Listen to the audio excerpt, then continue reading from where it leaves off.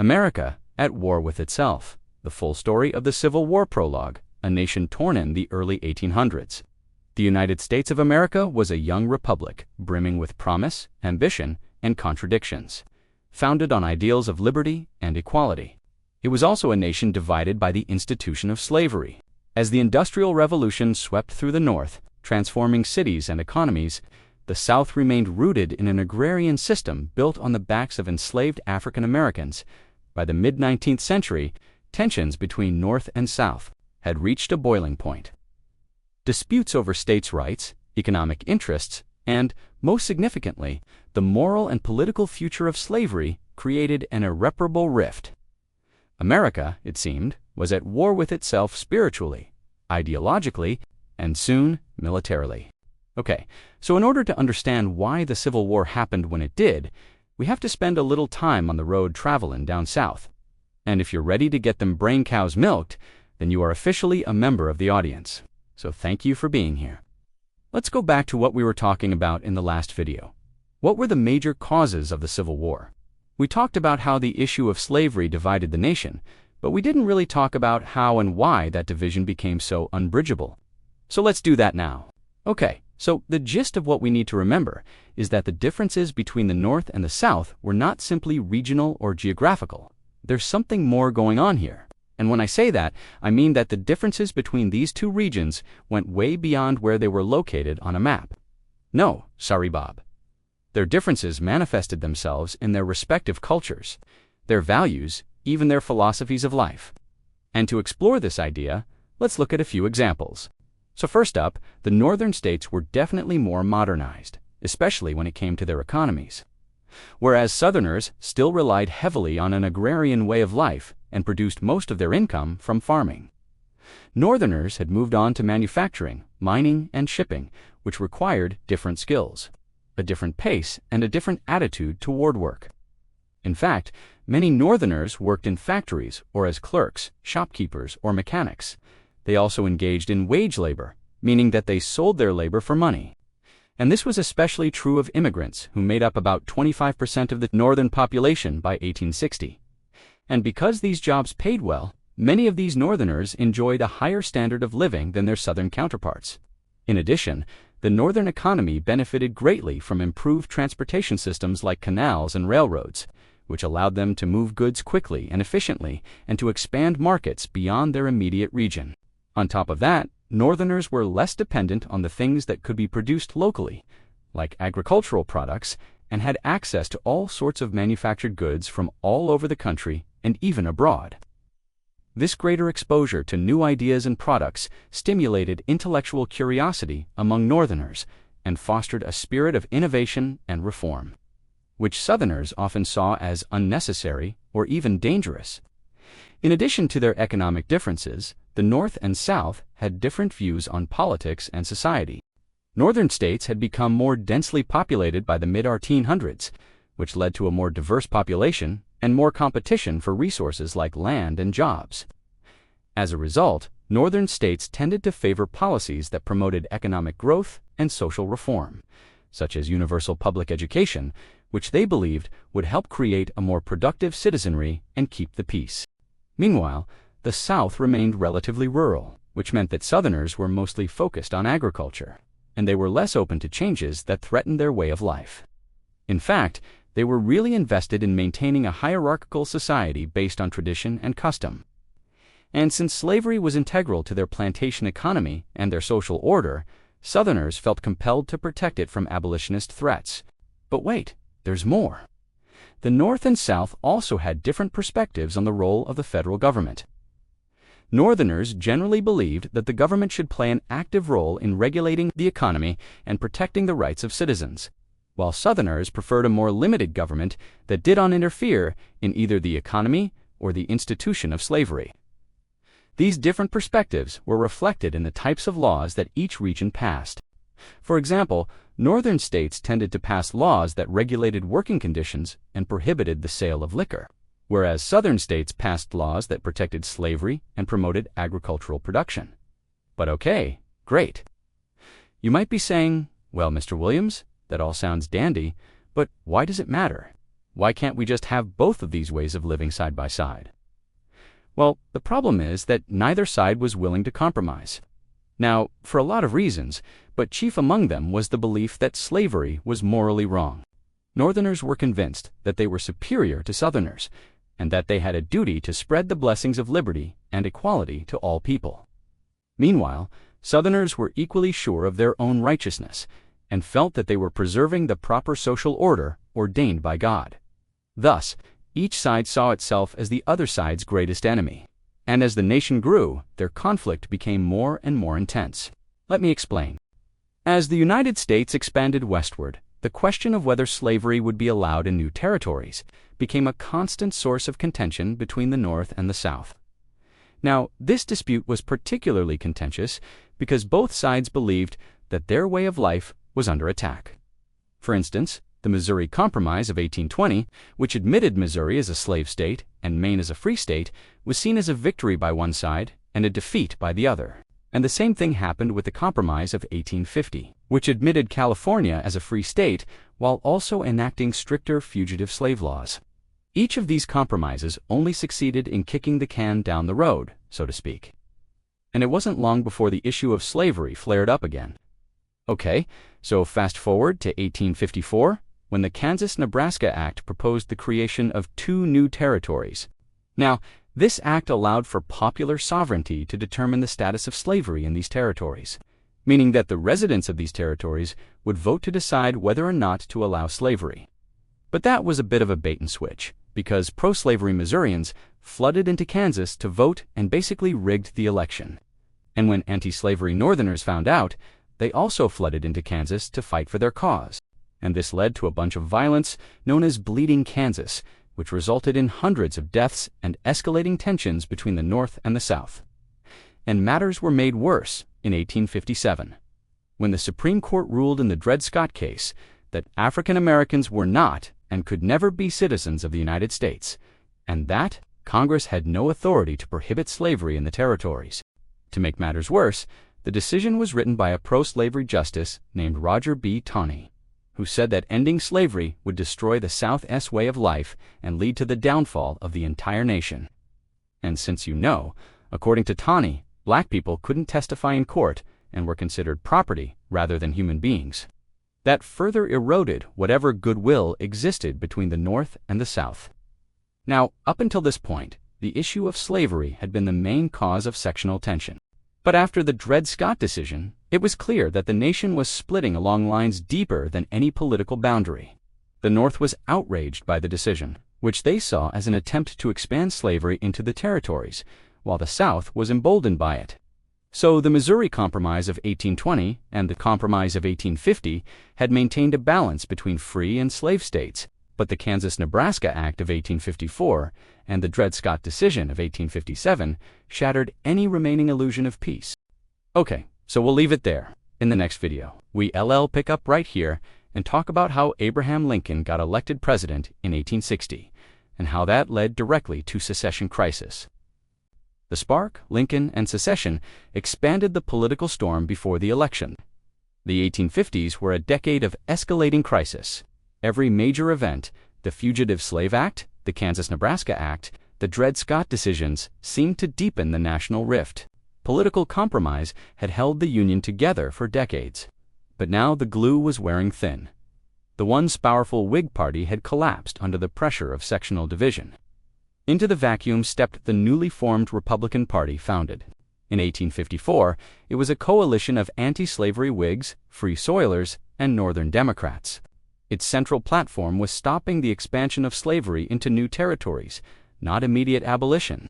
Even this moderate stance was intolerable to many Southerners. As 1860 approached, there were now 4 major candidates for the presidency: Abraham Lincoln, Republican, moderate anti-slavery; pro-Union, Stephen A. Douglas, Northern Democrat; pro-popular sovereignty, expansion, John Bell; constitutional union, neutral. Pro-compromiseth very existence of 4 candidates showed how fractured the political system had become. Asterisk, asterisk. Lincoln's election, a shock to the South. Lincoln was a relatively obscure figure, former congressman and prairie lawyer known for his debates with Douglas in Illinois. Yet he was also known for his clarity of purpose and moral seriousness. He famously declared in 1858, "A house divided against itself cannot stand." I believe this government cannot endure permanently half slave and half free. When the votes were counted in November 1860, Lincoln won without a single Southern electoral vote. In fact, his name didn't even appear on the ballot in 10 Southern states. Yet he carried the North and West solidly enough to win the Electoral College with 180 votes, defeating all 3 of his rivals. To the South, this was not merely a political defeat, it was a threat to their entire social and economic structure. Southern leaders saw Lincoln's victory as a clear signal that the North had the power and the will to restrict slavery's future.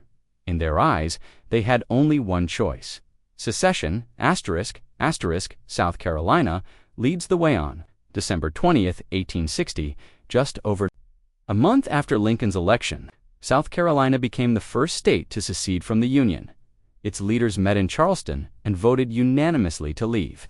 They issued a formal declaration of secession, which cited the perceived threat to slavery and states' rights as justification. The declaration explicitly invoked the North's hostility to slavery and its violation of the compact between the states. It even referenced the Northern states' failure to enforce the fugitive slave law, which Southerners saw as a betrayal. Within weeks, Mississippi, Florida, Alabama, Georgia, Louisiana, and Texas followed. These 7 states met in Montgomery, Alabama, in February 1861 to form a new government. The Confederate States of America, CSA, they drafted their own constitution, which closely resembled the U.S. Constitution, but with a crucial difference. It explicitly protected slavery as a permanent institution. Jefferson Davis and the new Confederate government needed a leader who embodied both political experience and Southern honor. They chose Jefferson Davis, a West Point graduate, former U.S. Senator from Mississippi, and former Secretary of War. He was not initially enthusiastic about secession, but once committed, he embraced the cause fully. On February 18, 1861, Davis was inaugurated as the provisional president of the Confederacy. In his speech, he described secession as a lawful act of self-defense and emphasized the right of Southern states to govern themselves without Northern interference. In the minds of Confederate leaders, they were not rebels, they were following in the footsteps of the Founding Fathers, fighting for liberty against tyranny, Lincoln's dilemma. Union, or War Lincoln, did not take office until March 4, 1861. Due to the long interregnum period between election and inauguration, during these months, President James Buchanan, weak, indecisive, and sympathetic to Southern concerns, refused to act decisively. His inaction allowed the seceding states to seize federal arsenals, forts, and navy yards with little resistance. When Lincoln finally took the oath of office, the country was already unraveling. Yet he took a measured tone in his inaugural address. He declared that, "I have no purpose, directly or indirectly, to interfere with the institution of slavery in the states where it exists." But he drew a line at secession. No state, upon its own mere motion, can lawfully get out of the Union. I shall take care, as the Constitution itself expressly enjoins upon me, that the laws of the Union be faithfully executed in all the states. Lincoln made it clear he would not initiate war, but neither would he accept the permanent division of the Union. His goal was preservation, not vengeance. Border states and the tension of the middle ground as the Confederate States formed. For additional slave states, Virginia, North Carolina, Tennessee, and Arkansas remained in the Union, undecided. These border states were crucial. They had deep ties to the South, but also large pro-Union populations and strategic importance. Maryland, Missouri, Kentucky, and Delaware, also slave states, ultimately remained with the Union, though not without internal conflict. These states would become battlegrounds, not just of armies, but of loyalties. Lincoln worked hard to keep the border states from seceding, using political persuasion, military pressure, and economic incentives. The powder keg at Fort Sumter. One major symbol of federal authority still stood in the South, Fort Sumter, located in Charleston Harbor, South Carolina. By April 1861, the fort was surrounded by Confederate forces. its supplies were running low. Lincoln faced a dilemma. Resupplied the fort, it could provoke war. If he abandoned it, it would signal weakness.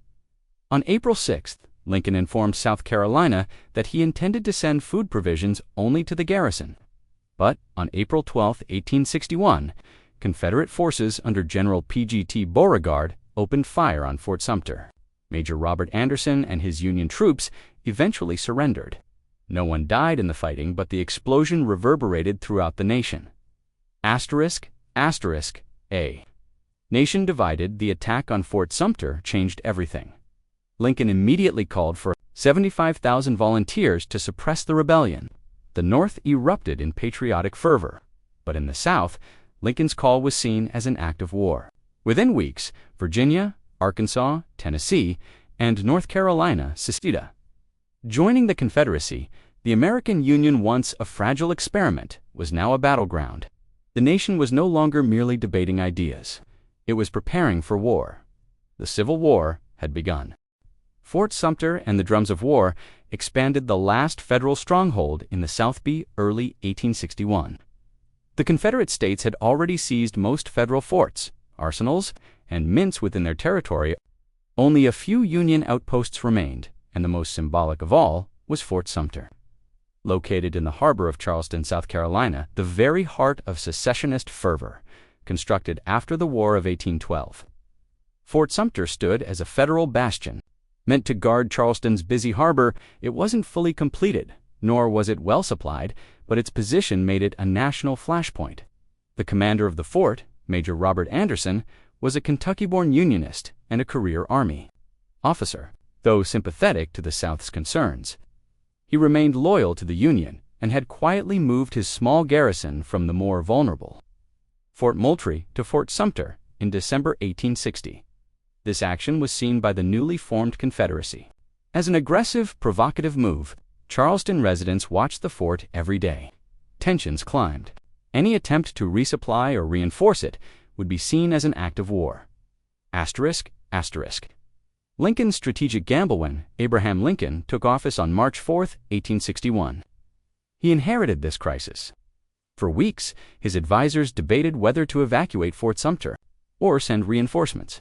Some feared provoking the Confederacy, believing that a bloodless separation might avoid prolonged war. Others argued that retreat would embolden secessionists and fracture Northern unity. Lincoln, ever deliberate, devised a careful plan. He would notify South Carolina's governor that he was sending food for hungry men, not weapons or troops. It was a strategic gamblement to uphold federal authority without directly initiating violence. If the Confederacy fired the first shot, they would bear the moral burden of starting the war. On April 6, 1861, Lincoln sent a message to the South Carolina government declaring his intent to send a relief expedition. The Confederacy now had a fateful decision to make. The first shots. April 12, 1861, the Confederate government, led by President Jefferson Davis, faced a dilemma of its own. To allow the resupply would be to admit federal jurisdiction, but firing on the fort risked war. They chose war in the pre-dawn hours of April 12, 1861. Confederate forces under General P.G.T. Beauregard opened fire on Fort Sumter. The first shell arced through the dark skies and exploded over the fort. The Civil War had begun, not with a declaration, but with a cannon blast. The bombardment continued for 34 straight hours. More than 4,000 shells were fired. Inside the fort, Major Anderson's small garrison could return only limited fire. The fort's structure was not built to withstand prolonged siege, and ammunition and food were running low. On April 13th, agreed to surrender. The Union had lost Fort Sumter, but importantly, no one had been killed in the actual bombardment. However, the cost would come. Northern fury and a call to arms. When news of the bombardment reached the North, it ignited a firestorm of patriotism and fury. Lincoln acted swiftly. On April 15, 1861, he issued a proclamation calling for 75,000 volunteers to serve for 90 days to suppress the insurrection and preserve the Union. The response was overwhelming. In the North, tens of thousands of men poured into recruiting stations. Flags were hung in city squares. Churches held special services. Newspapers printed stirring headlines. Even previously hesitant Northern Democrats rallied around the Union cause. Secession, which many had regarded as a political stunt, was now seen as a deadly threat to national unity. But Lincoln's call to arms had another effect. It pushed more states into the arms of the Confederacy. The Upper South joins the Confederacy before Fort Sumter, the Upper South, Virginia, North Carolina, Tennessee, and Arkansas had refused to secede. But Lincoln's mobilization order changed everything. These states, which had deep economic and cultural ties to the South, now faced a choice: fight against their Southern neighbors or join them. They chose the latter. Virginia seceded on April 17, 1861, and quickly became the most important Confederate state due to its population, industry, and location. It would soon host the Confederate capital in Richmond. North Carolina followed on May 20th, Tennessee and Arkansas soon after. Now, the Confederacy included 11 states. The American Union was fully fractured, and the map had changed overnight. Border states and divided loyalties as war broke out. Several slaveholding border states, Maryland, Kentucky, Missouri, and Delaware, remained in the Union, though not without serious conflict. Maryland, vital because it surrounded Washington, D.C., was placed under military control. Lincoln suspended habeas corpus to arrest pro-secession leaders. Missouri saw armed conflict between pro-Union and Confederate militias. Kentucky tried to remain neutral, but Confederate invasion pushed it toward Union allegiance. Delaware, small and tightly controlled, stayed loyal to the Union with minimal unrest. These states were battlegrounds, not just in military terms, but politically and emotionally. Families, towns, and even households were torn in two. Of armies with both the Union and Confederacy preparing for war, military organization began rapidly. In the North, state militias were federalized. Camps sprang up across Pennsylvania, Ohio, and New York. Local communities raised funds, provided uniforms, and sent their sons off to war with fanfare. In the South, militias were formed under Confederate command. Many were veterans of the Mexican-American War. The South had fewer factories and railroads, but its men were often trained marksmen and horsemen. Both sides expected a short war. Few could imagine the bloodshed and devastation to come. On to Richmond. And the illusion of glory in the early months of the war, there was an air of naivety and false optimism. Many in the North believed that one strong push toward the Confederate capital Richmond would end the war swiftly. "On to Richmond" became a rallying cry in Northern newspapers. In the South, there was confidence that superior military leadership, home field advantage, and passion for their cause would triumph. Southerners believed their honor and culture would not be defeated by what they saw as a materialistic, industrial North. But the war would not be decided by romantic notions. It would be settled in blood, mud, and smoke. The road to First Bull. Runaz, both sides mobilized. Skirmishes began along the borders, most notably in western Virginia and Missouri. But the first true test would come in July 1861, at a small stream in Virginia called Bull Run, Manassas. Their Union and Confederate armies would meet for the first major land battle of the Civil War. The reality of war, its chaos, its suffering, its cost, was about to crash down on blood and iron. The brutal years 1861 to 1863, the illusion shattered. First Bull Run, July 21, 1861. The Union and Confederate armies met for the first large-scale battle at Bull Run near Manassas Junction, Virginia. Civilians from Washington, D.C. dressed in Sunday clothes and carrying picnic baskets traveled to the hills to watch what they expected would be a quick and glorious Union victory. But reality intervened. At first, Union forces under General Irvin McDowell gained ground. But the tide turned when Confederate reinforcements arrived by train. An early example of modern war logistics. General Thomas J. Jackson earned the nickname Stonewall for his stand against the Union assault. Union lines collapsed. Soldiers and spectators alike fled in panic. The roads back to Washington were clogged with chaos. The romantic illusions of war died in the Virginia dust.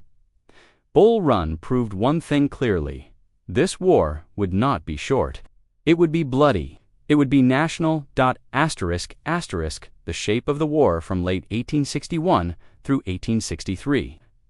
The war expanded in scope, scale, and horror. Two major theaters emerged. The Eastern Theater, centered around Virginia, Maryland, and Pennsylvania. The Western Theater, stretching across the Mississippi Valley, Tennessee, and Kentucky. The Union pursued two main strategies. The Anaconda Plan, designed by General Winfield Scott, aimed to blockade southern ports and control the Mississippi River, choking off Confederate supply lines and dividing the South.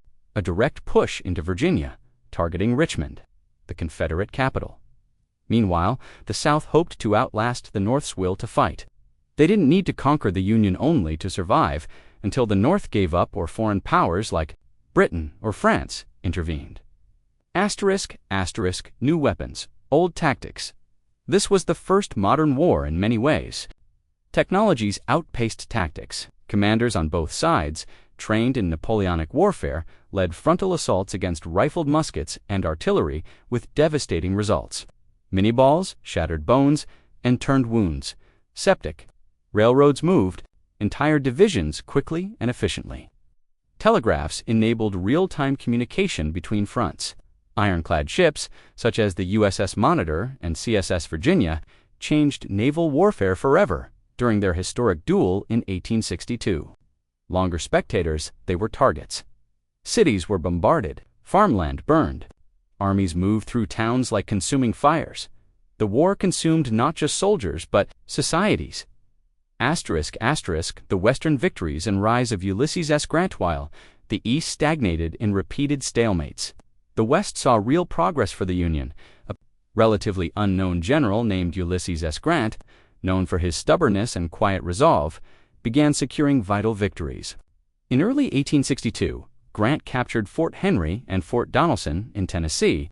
When asked for surrender terms, he famously replied, "No terms except unconditional and immediate surrender." At Shiloh, April 6 to 7, 1862, one of the war's bloodiest battles to that point, Grant was caught off guard but rallied to victory. Over 23,000 casualties shocked the nation. His forces moved southward, aiming to control the Mississippi River, a vital artery for Confederate logistics. Grant's rise was steady, and his relentless style marked him as the Union's most effective general. He did not seek glory, he sought victory. Stalemates and frustration in the East. The war dragged on in bitter indecision. In 1862, Union General George B. McClellan launched the Peninsula Campaign, a slow and cautious attempt to seize Richmond. He faced off against Confederate General Robert E. Lee, who had just taken command of the Army of Northern Virginia. Though McClellan had numerical superiority, his hesitance allowed Lee to strike boldly at the 7 days' battles, forcing the Union to retreat.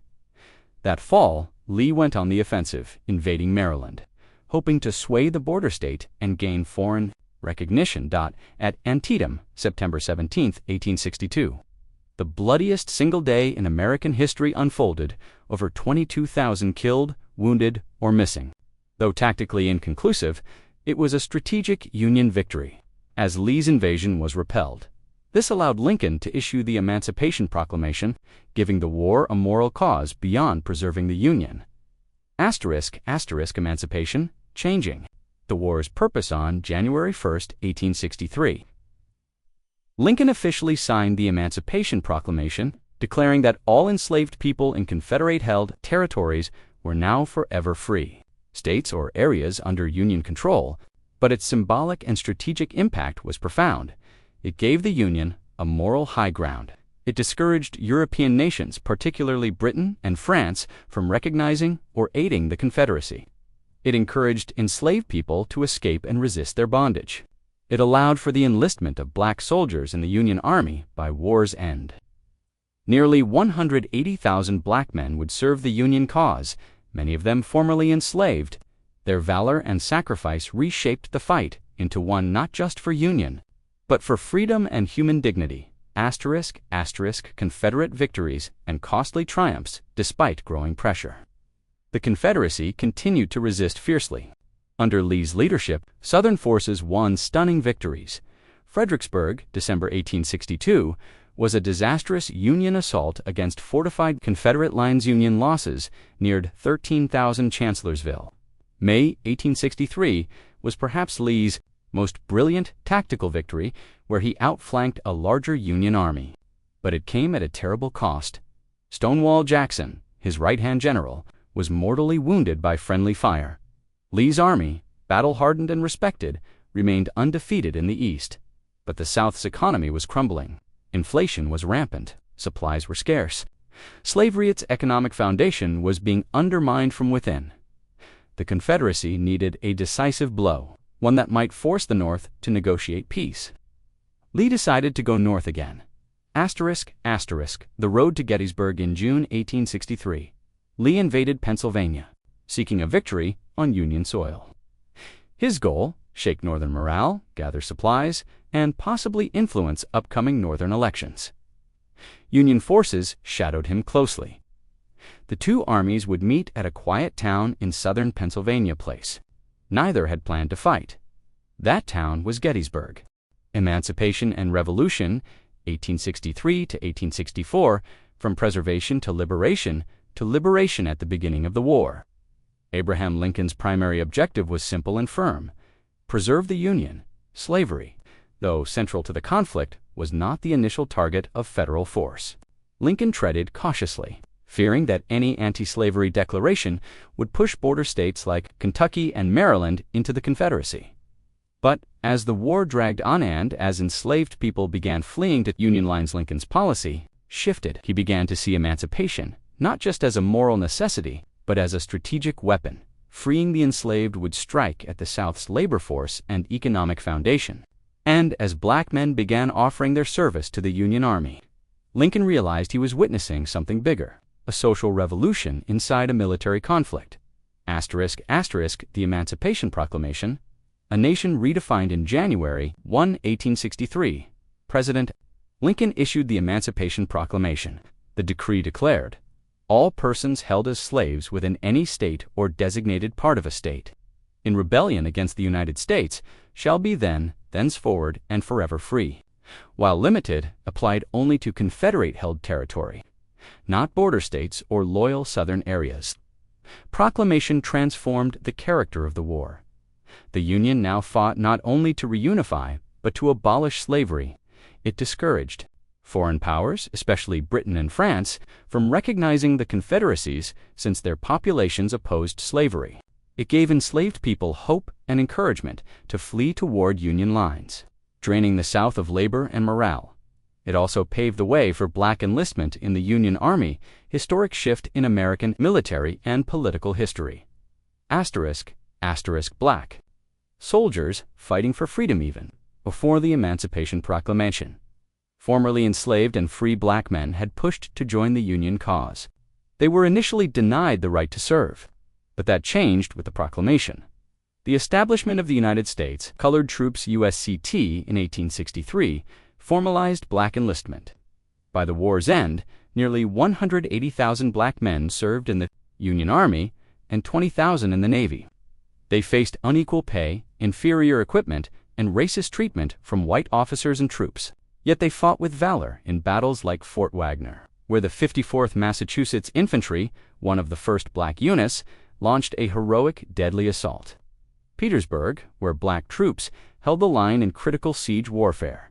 There, service was not just military, it was symbolic.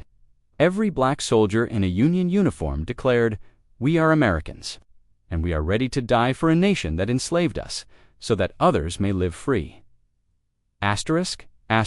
Southern resistance to emancipation.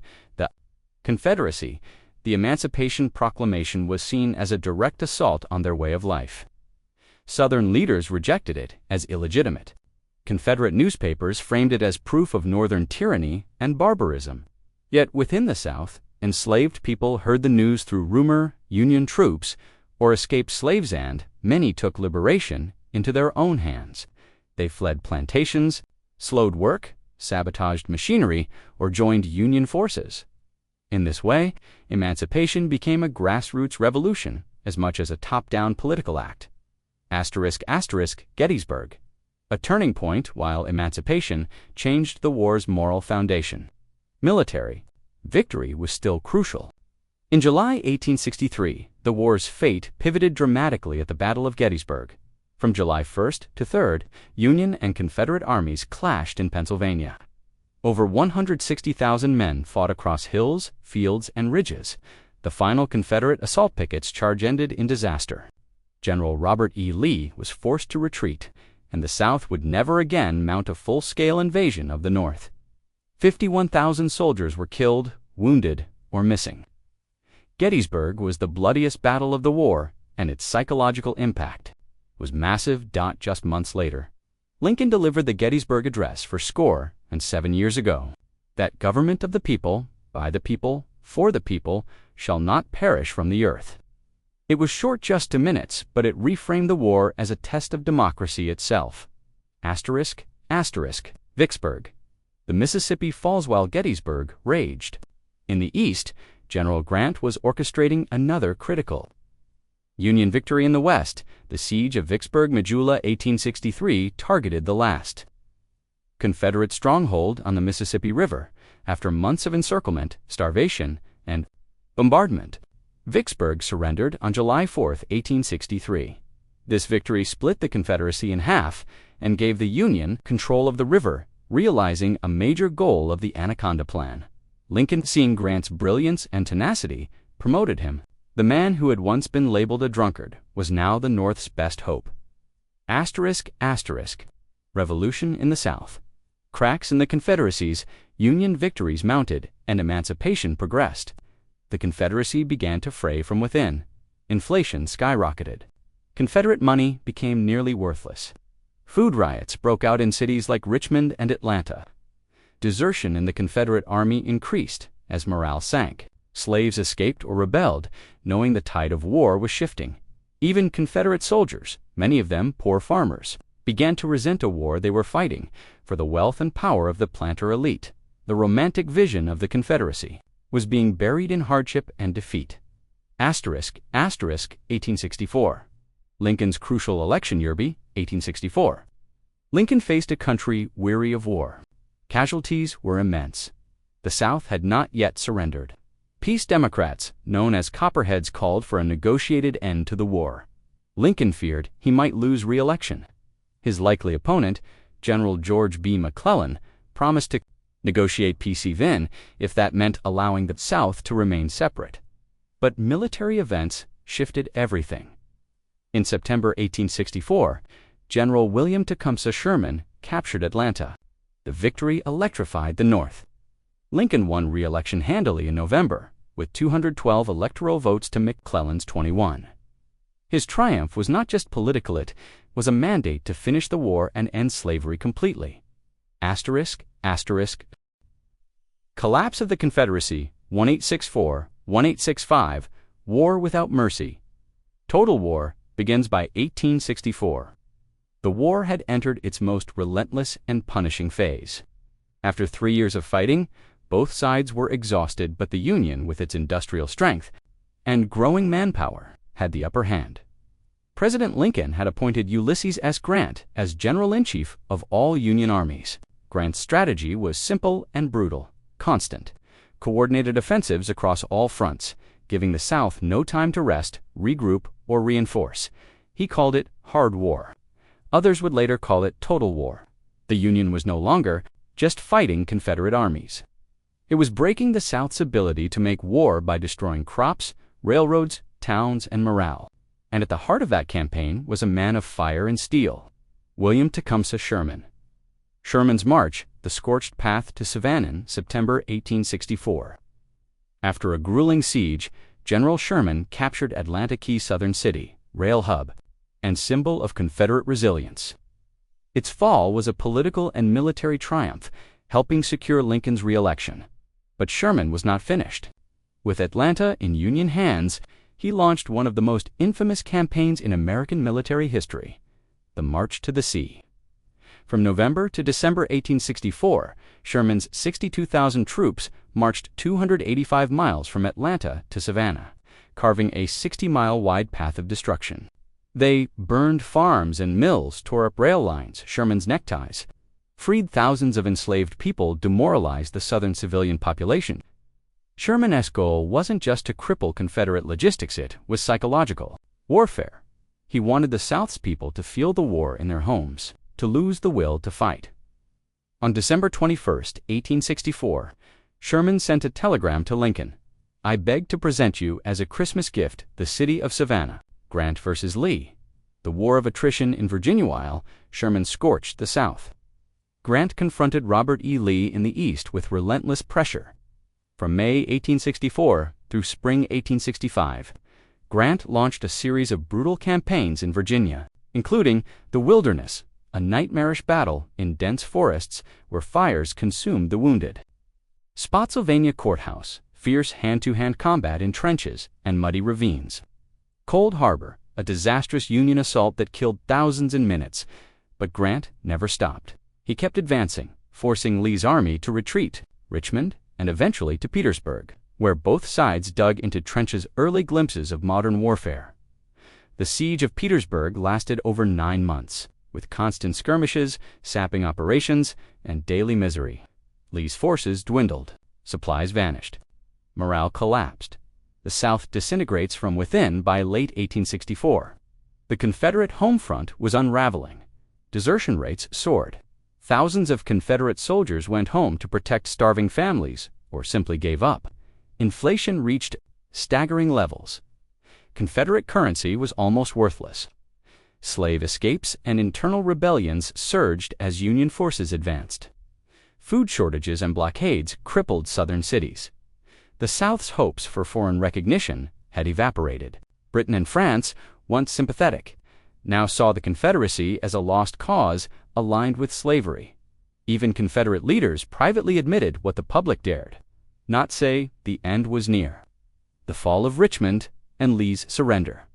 In April 1865, after a final Union breakthrough at Petersburg, Richmond, the Confederate capital, fell. Government officials, including President Jefferson Davis, fled westward. Fires set during the evacuation consumed large parts of the city. Lee's army, now barely 30,000 men, retreated westward, hoping to regroup or escape into the mountains. But Grant pursued him ruthlessly.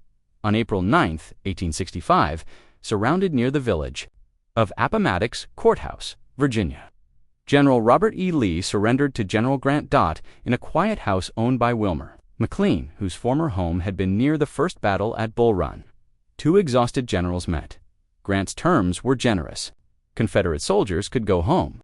They could keep their personal possessions and horses. Officers would not be imprisoned. Grant told his officers, "The war is over. The rebels are our countrymen again." The reaction: tears, silence, and relief. Words spread quickly. In Washington, church bells rang out. Soldiers wept. In the North, cities erupted in joy. In the South, the mood was stunned, quiet, resigned.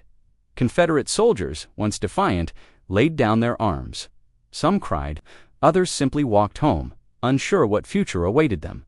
The war had lasted for years, involved over 3 million soldiers, and caused more than 620,000 deaths, more than any other conflict in American history. But finally, the guns were silent. 5 days later, a nation shattered again. April 14, 1865, just 5 days after Lee's surrender, President Abraham Lincoln was shot at Ford's Theater in Washington, D.C., by John Wilkes Booth, a Confederate sympathizer. Lincoln died the next morning. On April 15th, the nation mourned as it never had before. Millions wept openly. Trains carrying Lincoln's body passed through cities filled with silent crowds. Children were named Lincoln for generations to come. Who had held the Union together would not live to see its rebirth. The country entered peace without its pilot. The war's true cost, the physical cost, was staggering. Over 620,000 Americans dead, some estimates place it over 750,000. Over 400,000 wounded, entire cities destroyed. Atlanta, Richmond, Columbia, a Southern economy in ruins. The emotional cost was deeper still. Thousands of amputees, often disfigured for life, widows, orphans, and fatherless families across the nation. Veterans suffering what we now call PTSD. Millions of formerly enslaved people, now free but with no homes, property, or rights. And yet, despite the ruins, something new had emerged. New United States, forged by fire and baptism, no longer half slave and half free.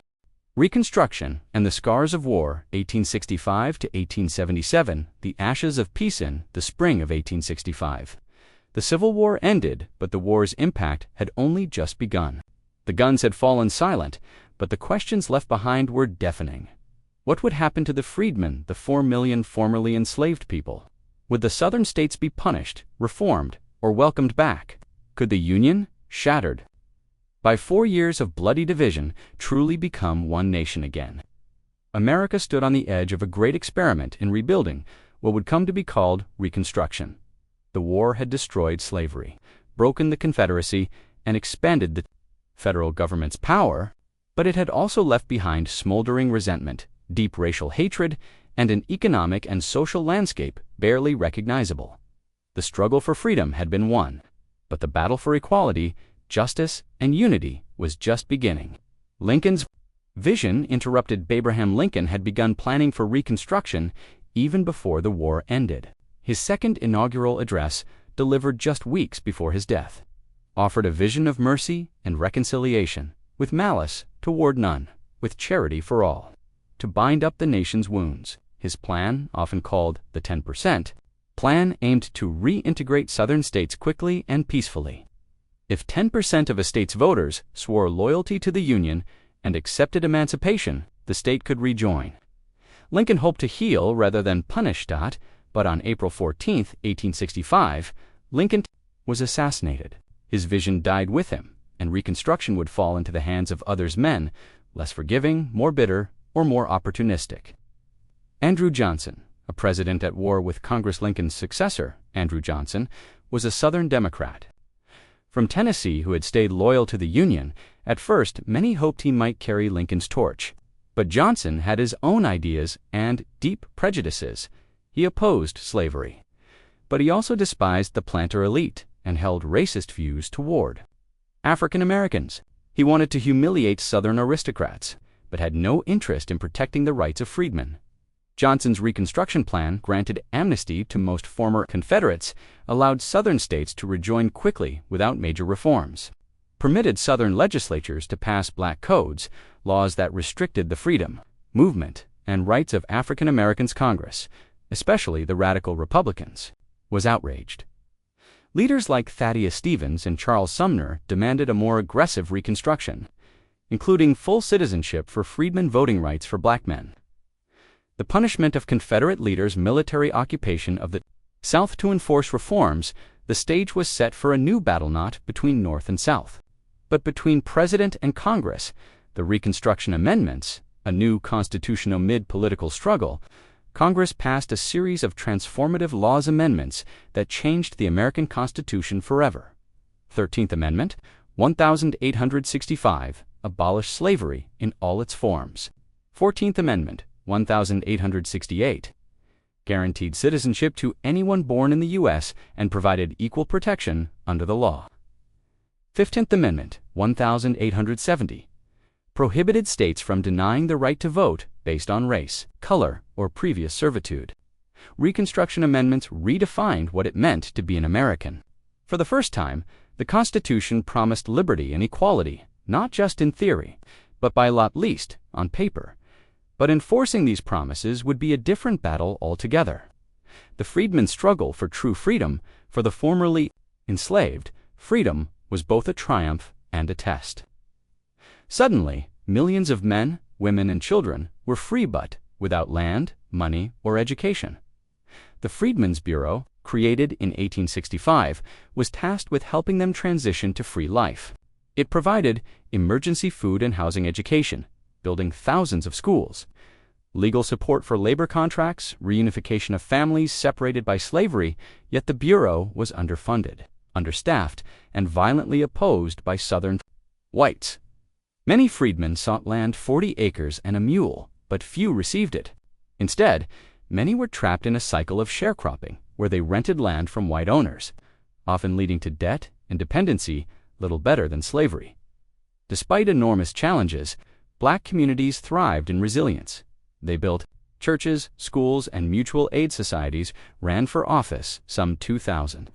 Black men would hold public office during Reconstruction, formed vibrant neighborhoods and cultural life, but every gain came under threat. White backlash and the rise of terror. Many white Southerners saw Reconstruction not as healing, but as humiliation. In response, they resisted with violence and terror.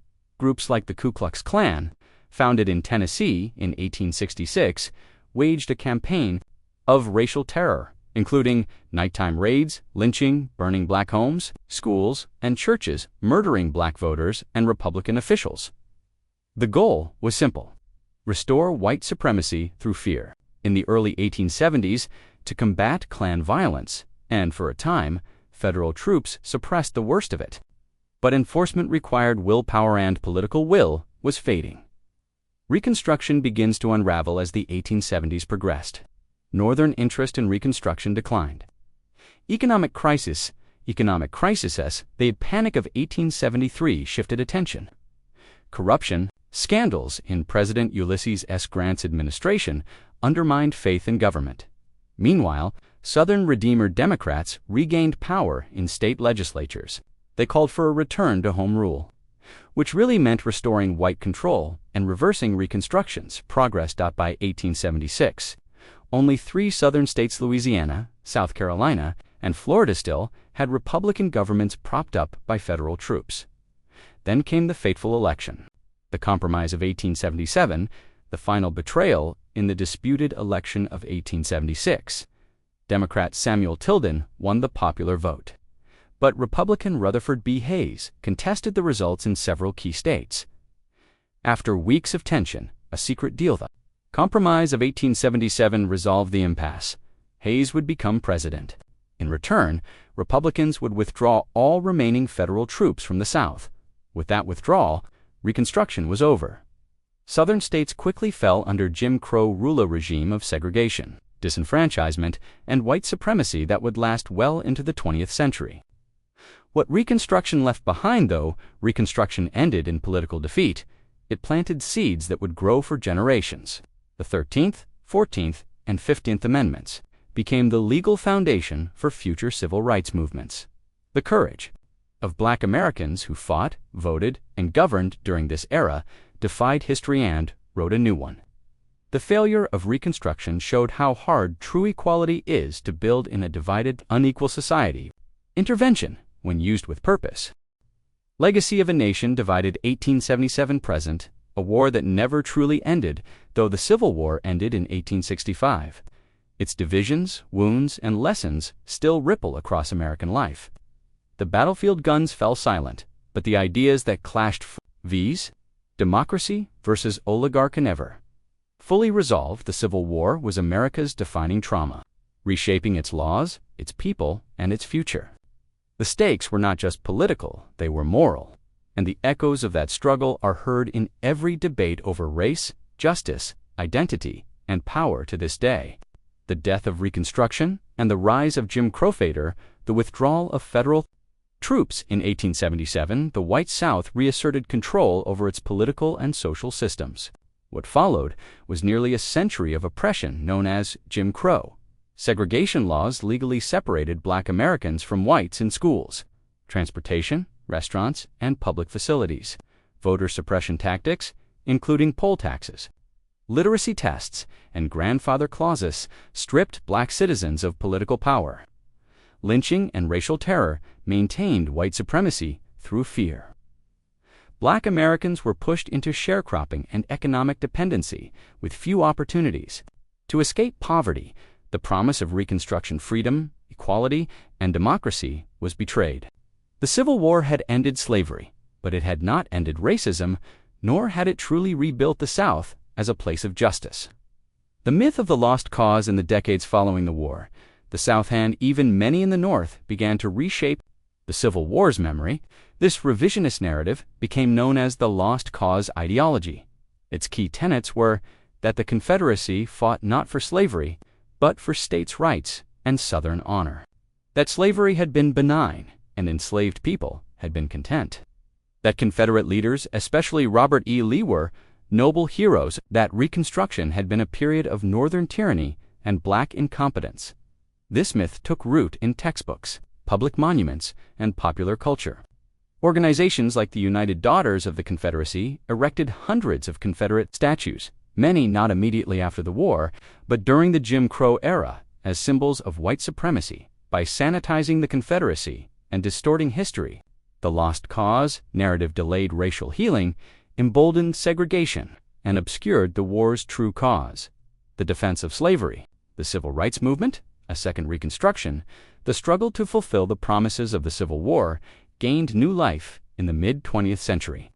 As Black Americans and allies launched a powerful civil rights movement, drawing inspiration from abolitionists and Reconstruction leaders, they fought to reclaim voting rights, desegregation, equal protection under the law through boycotts, marches, sit-ins, and legal battles. They forced the nation to confront its unfinished past. Major victories included Brown v. Board of Education, 1954 outlawed school segregation Civil Rights Act of 1964, banned discrimination based on race voting rights. Act of 1965 ended voter suppression tactics. Fair Housing Act 1968 prohibited discrimination in housing. These victories were not just civil rights triumphs, they were fulfillments of the Civil War's moral legacy, finally enacting what the 14th and 15th Amendments had promised. Yet, as with Reconstruction, every step forward was met with resistance. Memory wars and the fight over history of the Civil War remains a battleground of memory. From school curriculums to public statues, Americans continue to debate how to remember the conflict, what it meant, and who it honored. Recent decades have seen renewed efforts to remove Confederate monuments from public spaces, debates over whether the Confederate flag is heritage or hate, proposals to rename schools, military bases, and streets named after Confederate leaders' tensions. Over how history is taught, whether as a celebration of Union triumph or an uncomfortable look at national guilt, these memory wars reflect a deeper truth that the Civil War was not just a past event, it was a moral reckoning, and that reckoning is still ongoing. The Civil War in modern America, the questions at the heart of the Civil War still echo in today's headlines. How do we define citizenship and belonging? Who gets to exercise power and voice in our democracy? What is the proper balance between federal authority and states' rights? Can racial justice ever be fully achieved in a nation built on slavery? Modern movements from Black Lives Matter to debates over voting rights, police reform, and systemic inequality are not disconnected from the Civil War. They are continuations of its unresolved questions. When white supremacists marched in Charlottesville in 2017, chanting, "You will not replace us," around a Confederate statue, they were not just protesting a monument, they were fighting to preserve a racial order the Civil War was meant to destroy. The war's ultimate legacy, the Civil War, preserved the United States as a single nation. It ended the evil of legal chattel slavery.